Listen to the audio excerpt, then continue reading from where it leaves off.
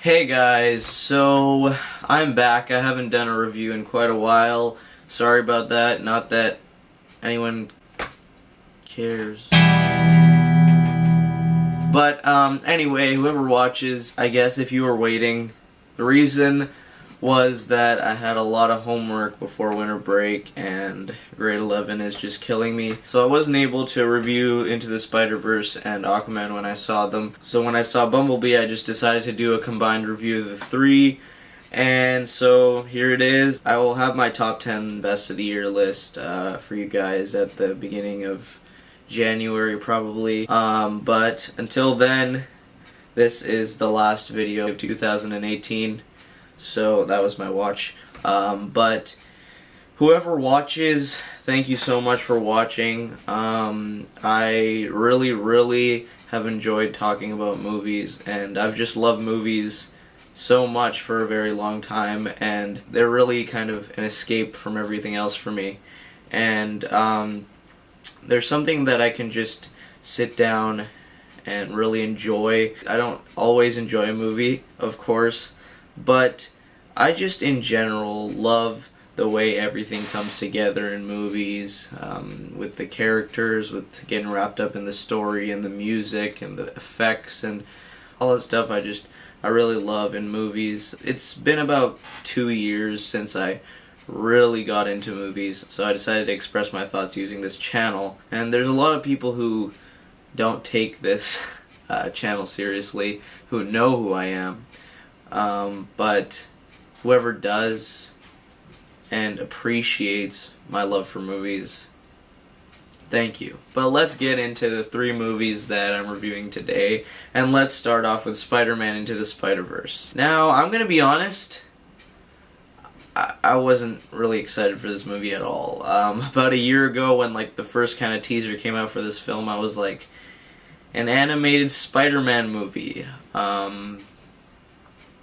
Okay, I thought it was, I didn't know if we really needed that. I didn't think it was not going to be good.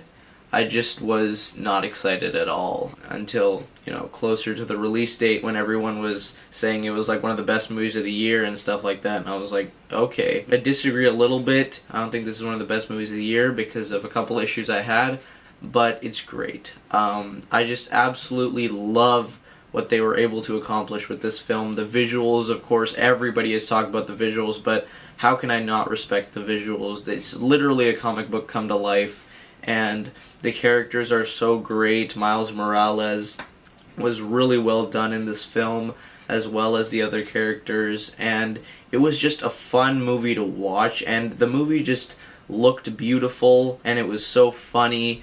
All the voice acting all around was just fantastic, and the music as well was really good, and I can't really remember a scene where the music didn't fit, because it just really pumped me up with every single scene. The action was also really great, and I loved how they had the sound effects like in the comic books pop up on the screen, and there was also a couple twists that really surprised me and I really enjoyed. And I would say my only problems with this movie are that Kingpin wasn't in the movie that much, and I wish he was kind of fleshed out more and you knew a bit more about him. And I wish that the movie was a little longer, as for some reason by the end, although I did really care about the characters, I didn't care about them as much as I wish I did. But other than that, I had a great time watching this movie, and it is one of the best Spider-Man movies. Spider-Man Into the Spider-Verse is great, and I'm going to give it an A-. It'll probably end up in my honorable mentions or something like that.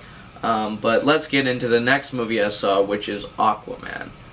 I actually wasn't even going to see this movie because, DC has not been doing very good, and I wanted to see Bumblebee instead, and it was coming out on the same day, but I ended up getting to see Aquaman and Bumblebee, so it worked out. But yeah, I was disappointed in this movie. It's not bad. I liked it. I enjoyed it just enough, but it did have a lot of problems. Jason Momoa, I thought, was really good as Aquaman. I enjoyed his presence in the film. Some of the visuals were really great. The action was probably the best part of the movie. The hand-to-hand combat scenes were just really well filmed. I just thought it was kind of boring at times. The pacing suffered quite a bit. The villains were forgettable. I didn't like Black Manta. His sort of origin, if you want to call it that, was very rushed. And I don't really want to call it an origin because it happens so quickly. And then he already has the suit and you're just like, okay. The music I thought was pretty good, and the humor worked like half the time. It is very cheesy and over the top.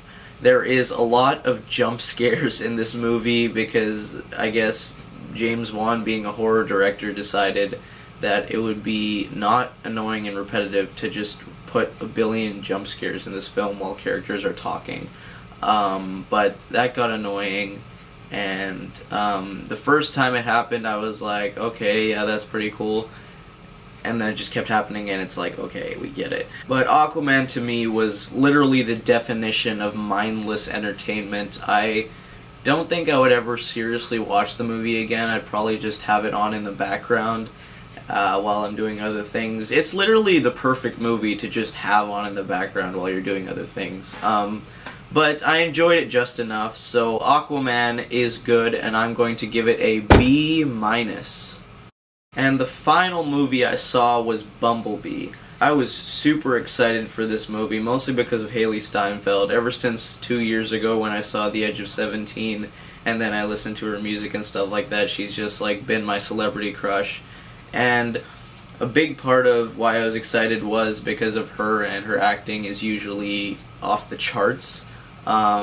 It is not her best performance like a lot of people are saying. I think she did a little bit of a better job in The Edge of 17, and I haven't seen True Grit, where she actually got nominated for her performance, but so, I mean, I can't really compare that, but she still is fantastic in this movie and pretty much carries the whole movie. But this movie was just so much fun. I actually went and saw it twice because one of my friends hadn't seen it when I saw it, so I decided to go see it again. It was another excuse to see it again because this was just one of the most genuinely entertaining movies I've seen all year. I was really, really into it. Like I said, Haley Steinfeld just carries this movie. The Transformers was just kind of icing on the cake for me. But like I said, her performance was amazing, and she was just so likable, and her relationship with Bumblebee was also great. And I also really like George Lendeborg Jr. in this movie. I don't know if I said that name right, I probably butchered it. But I do know him from Love, Simon. I can't really remember what else he's in. But the movie is also really funny at times, and for the most part the jokes work. The action was just fantastic, and the visuals and the designs of the Transformers, good job, Travis Knight. Now, John Cena was good in comedic moments, and then when he was trying to be serious, it worked about half the time. And the other half of the time, I was just like, okay, he's kind of miscast in this movie. But like I said, this movie was just so entertaining. Even in the opening, the movie just starts and you're like, okay, now we're locked in for the ride. There's also a lot of 80s references, and if you like The Breakfast Club, then I think you're going to really enjoy yourself. And there's some cheese, but kind of 80s cheese, so they kind of got away with it. But I think for the most part, this is exactly what I wanted the movie to be, and I just had so much fun watching it. It's definitely a step up from the previous movies. I mean, if you have seen it, just imagine this being like the first Transformers movie to introduce the franchise. Wouldn't that be great? But I walked out with a smile on my face, and watching it again was even better. So I will say that Bumblebee is great, and I'm going to give it a B+. It's probably not going to even end up in my honorable mentions, but I just enjoyed the shit out of this movie, and I actually want to see it a third time. So those are my reviews of all those three movies. I will have my top 10 best of the year video in January, probably. And so stay tuned for that. Thank you guys for watching this channel, whoever does, whoever did in 2018. I appreciate it. Stay tuned for videos coming out in 2019. Thank you guys so much for watching. Please subscribe, like, and share. I'd really appreciate it if you did. And as always, have a great day. Peace out.